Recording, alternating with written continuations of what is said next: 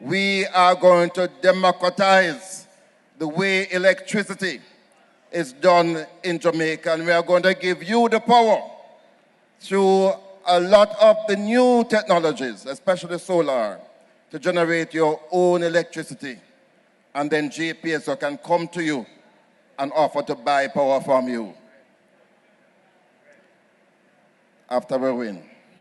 Two things, two agreements that I signed when I was minister in 2016. The first one was to issue a new license to the JPSCO in 2016. And I said it last week, and I'll say it again. The only thing new that I added to the 2011 license, and who was in power in 2011? The JLP.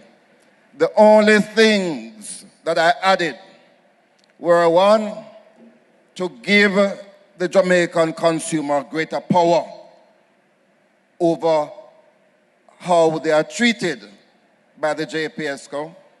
Secondly, we recognize that there was need to separate the accounts of the company because the company has been involved in generation of electricity, in distribution and transmission, and they were also involved in the system planning, what we call dispatch.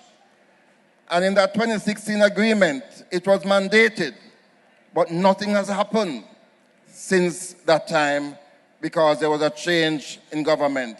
And many of those provisions that were put in the JPSCO license to benefit the people are still not yet being put in force. And it's one of the things we have to do when we get back into power.